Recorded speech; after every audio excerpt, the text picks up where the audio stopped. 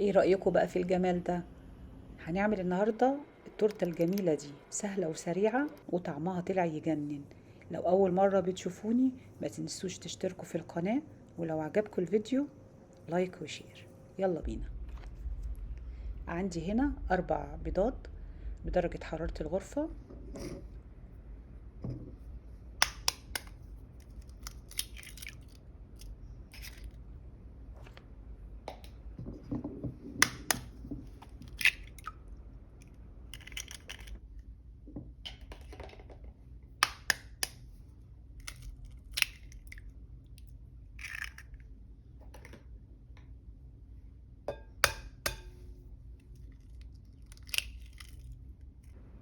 عندي هنا فانيليا سايلة، احط معلقة كبيرة. عندي هنا كوباية سكر او 10 معالق كبار سكر. عندي هنا ربع كوباية زيت أو 5 معالق كبار. كوباية دقيق أو 10 معالق كبار دقيق. ابتدي بقى كده أحط يعني بالتدريج بالشكل ده.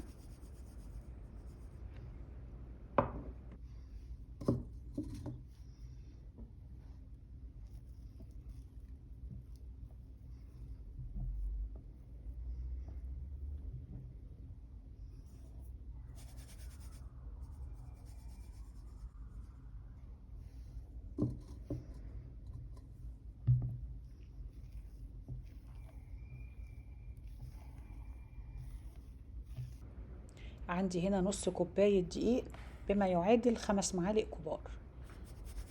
ابتدي أضيفهم كده تدريجي بالشكل ده، وهقلبه بقى ايه على خفيف كده من غير ما اضغط عشان الهواء ايه ما يطلعش بالشكل ده.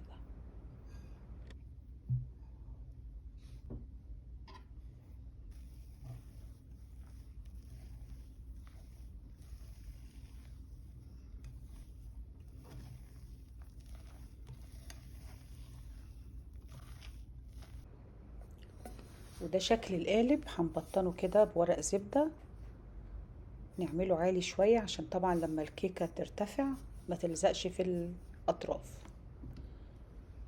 نبتدي بقى نحطها بحرص طبعا زي ما انتوا شايفين كده.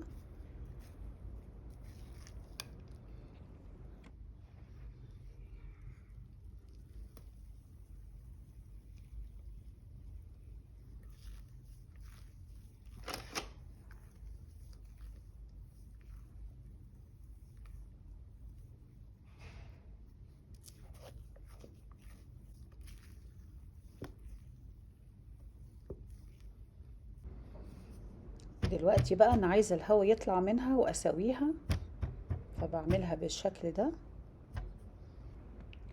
هدخلها الفرن على درجة حرارة 150 في الرف الوسطاني لمدة 40 دقيقة، بس طبعا لازم الفرن يكون سخن. عندي هنا 250 جرام كريمة خفق، كريمة الحلويات. ابتدي بقى ايه احطها كلها واضربها. عندي هنا كوباية سكر او 10 معالق سكر بودرة. عندي هنا 250 جرام ماسكربون. ابتدي بقى اقلبها كده على خفيف واضربها بالمضرب واشيلها في التلاجة لمدة ساعة. وده شكل الكيكة بعد ما طلعت. طبعا سبتها بردت.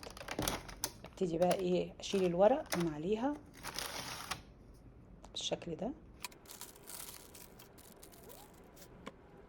طبعا عايزة اقسمها من النص عشان نبتدي بقى ايه نزوقها مع بعض.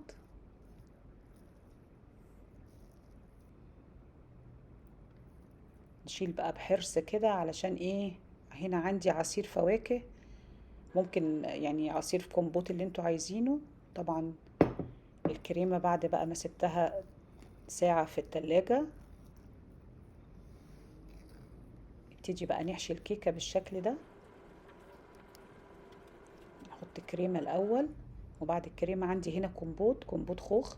ممكن طبعا تحطوا كومبوت اللي انتوا عايزينه، ممكن فواكه مشكلة، أو لو عايزين ممكن فراولة فريش.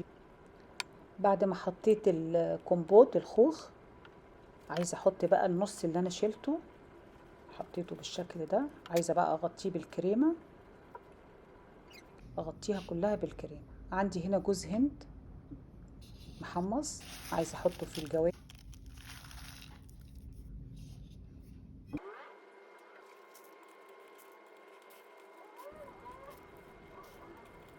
طعمه بيبقى خطير وشكلها بتبقى ايه، يعني زي الجاهزه بالظبط. حطيت جزء من الكريمه، حطيته في كيس حلواني عادي عشان اشكلها بالشكل ده. عندي هنا توت بري عشان ازوق بيه التورته.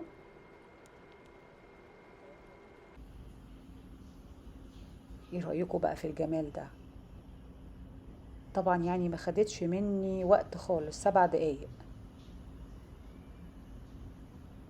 شايفين الجمال؟ طبعا انتوا عارفين اسعار التورت، يعني بقت اسعارها يعني خيالية. تنفع بقى في راس السنة او في عيد ميلاد الاولاد، في منتهى الجمال.